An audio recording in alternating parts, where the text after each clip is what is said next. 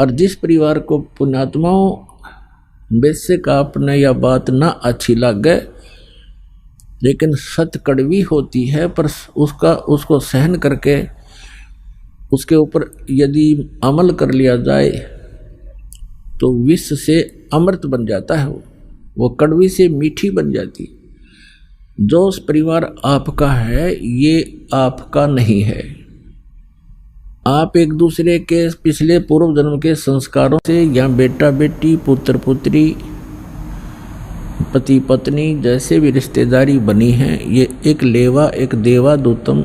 जैसे सुखदेव ऋषि ने अपने पिता व्यास जी से कहा था, गर्भ से निकलकर चलते चलते, गर्भ से बाहर आते ही, अपनी माँ के गर्भ से 12 वर्ष की आयु में, 12 वर्ष तक माँ के गर्भ में रहा था। बाहर आते 12 वर्ष का रूप, जितनी आई हाइट बन गई उसकी एकदम, और उठ के चल पड़ा। व्यास जी ने ये कहा था कि आप बेटा मुझे दर्शन दे दे, 12 वर्ष तेरी इंतजार करी, बालक होगा बालक होगा। तो उसने कहा था कि ऋषि जी, ना जाने कितनी बार तू मेरा बाप बन लिया, ना जाने कितनी बार मैं तेरा बाप बन लिया। ये तो बुरा झंझट है। अब क्या मुझे इस बीमारी ने इस रोग को कटवाने दे, मैं देखूं नहीं आपके, और आप में मेरी ममता बन जा,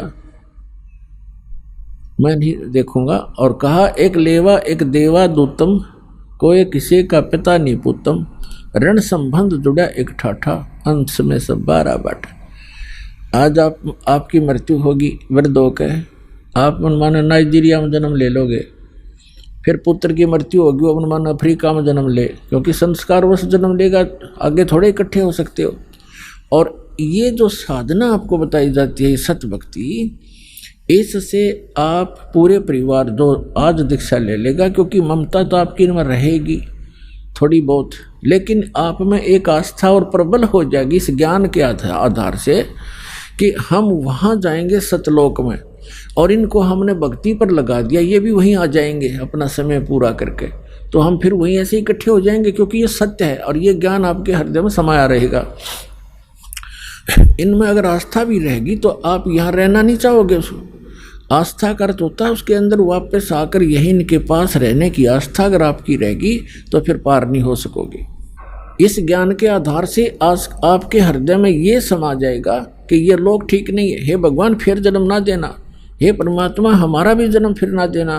और हमारे संबंध में जो आए हैं बच्चे, कोई किसी भी नाते रिश्ते में है, पिता है, पुत्र है, पुत्री है, पत्नी है, दादी है, माँ है, तो इनको भी आपकी ही अर्ज होगी, कभी होगी तो ये भी वहीं आ जाए और वहीं फिर हम सदा रहेंगे। यहाँ तो आज मर गए और फिर मन माना यहीं आस्था होगी तो फिर यहाँ जन्म ले लोगे। ये जन्म मरण का रोग ऐसे कटेगा जो अब दास उतारा। तो कहने का भाव ये है कि आप एक दूसरे के साथ यह परिवार बना है, ये एक ऋण है, एक दूसरे का कोई लेना देना है। तो वो भी इंसान अच्छा नहीं होता जो लेन देन ठीक से ना करे। आपको ये पता लग गया कि ये इनका हमें आपस में कुछ लेना देना है, इसलिए हमारे साथ है, तो वो इंसान भी निकम्मा होता है जो अपने लेन देन को ठीक से ना सुलझावे, वो भी अच्छा नागरिक नहीं होता।